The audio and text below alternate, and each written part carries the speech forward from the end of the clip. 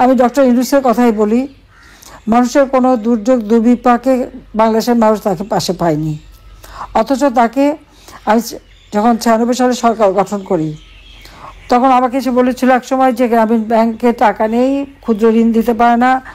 আমি 400 কোটি টাকা গ্রামীণ ব্যাংকে দিই, অথচ গ্রামীণ ব্যাংকটা কিন্তু সরকারি ব্যাংক। 1990 সালে 6,000 টাকা বেতনে সে কিন্তু গ্রামীণ ব্যাংকের এমডির পদে চাকরি নেয়। অথচ আপনারা জানেন যে এই ইউনূস কিন্তু শ্রমিকদের অর্থ আত্মসাৎ করার দায়ে লেবার কোর্টে শ্রমিকদের করা মামলায় সে সাজাপ্রাপ্ত আসামি। 6 মাসে তার সাজা হয়েছে, তারপর সে জামিন চেয়েছে, তাকে জামিন দেওয়া হয়েছে।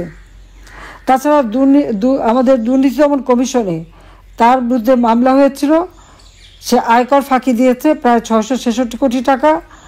সেই মামলা, তার উপর সে গ্রামীণ কল্যাণ ফান্ড, গ্রামীণ ব্যাংক, গ্রামীণ টেলিকমিউনিকেশনের এই যে টাকা মানি লন্ডারিং করেছে, বিদেশে পাচার করেছে, অর্থ আত্মসাৎ করেছে, তার জন্য তার বিরুদ্ধে কয়েকটি মামলা হয়।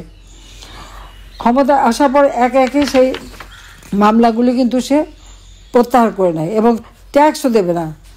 সে তার যত গ্রামীণ ব্যাংকে বিদেশ থেকে ট্যাক্স পেয়ারদের যত অনুদান এসেছে সব টাকাই কিন্তু সে আত্মসাৎ করেছে এবং আত্মসাৎ করে সেই টাকা দিয়ে সে সমানে তার নিজেরই ভাগ্য করেছে।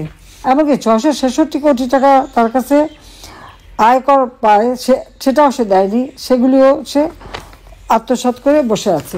2023 সালে 3টি ব্যাংকে তার 118 কোটি টাকা। কথাটা হচ্ছে এ টাকা সে কোথা থেকে পেল, এ টাকা কীভাবে আসলো, তার কোনো হিসাব কি সে দিয়েছে? তা কিন্তু দিতে পারেনি। 3টা ব্যাংক, স্ট্যান্ডার্ড চার্টার ব্যাংক, রূপালী ব্যাংক এবং সাউথ ইস্ট ব্যাংক, এখানে তার 118 কোটি 27,76,368 টাকা ছিল। এটা 2023 সালের হিসাব। আজকে গুলশান রোড নাম্বার 84, সেখানে রূপায়ণ সিগনেচার 16B লেভেল 11-তে এটা শোনা যায় যে 9 কোটি টাকা দিয়ে নাকি সে ফ্ল্যাট কিনেছে।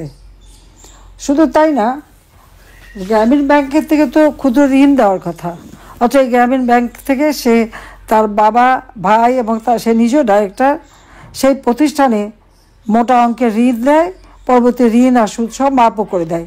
কই, যাদের ক্ষুদ্র ঋণ দেয় তাদের কাছ থেকে যখন মোটা সুদ নেয়, একটা টাকাও তো তাদের মাপ করেনি কখনো। তাদের বরং তাদের ঘর বাড়ি আরও কেড়ে নিয়ে যায়, অনেকে আত্মহত্যা পর্যন্ত করে। এই অবস্থা। এটাই আমার প্রশ্ন, যে নিজের আকণ্ঠ দুর্নীতিতে ভরে আছে এবং এখন যারা তার ক্ষমতায় আনার জন্য এতদিন সমন্বয়ক সাজলো, আজকে তারাও শত শত কোটি টাকার মালিক। আমি এটি বলবো যে ইউনূসের যে শত শত কোটি টাকা, এটা তো শুধু বাংলাদেশের ব্যাংকে, 3 ব্যাংকে, বিদেশে যে অর্থ, প্যারিসে তার বিশাল ফ্ল্যাট, ফ্রান্সের তার বিশাল বিনিয়োগ, আমেরিকা থেকে শুরু করে সারা বিশ্বে বিভিন্ন দেশে, এমনকি ইটালি, স্পেন, সব জায়গায় তার যে বিশাল বিনিয়োগ টাকা, এই টাকা সে কোথায় পেল? সে তো ছিল একটা এমডি পদে চাকরি করতো, একটা ব্যাংকের। ব্যাংকটা সরকারি এবং সে সরকারি বেতন নিত, তাহলে এত টাকা কোত্থেকে পেয়েছিল? আজকে তারা আমাদের দুর্নীতি খোঁজে, আমার পরিবারের দুর্নীতি খোঁজে, আওয়ামী লীগের নেতাকর্মীদের দুর্নীতি খোঁজে। আমি বলবো আগে আয়নায় চেহারাটা দেখেন। আর একজন মুখপাত্র বানিয়েছেন কি, তার এক প্রেস সেক্রেটারি, সে আবার খুব গাল ভরে বলছে এতগুলি মামলা দেওয়া হয়েছে। খুব ভালো কথা, আগে প্রমাণ করে কোন কোন দেশে কোথায় টাকা রাখা হয়েছে সেটা প্রমাণে এনে দিক, অ্যাকাউন্ট নাম্বার দিক, সেখানে আমাদের কারো কোনো কিছু পাওয়া যায় কি না। তার 118 কোটি টাকা শুধু বাংলাদেশে, সেই হিসাব দিক ইউনূস আগে।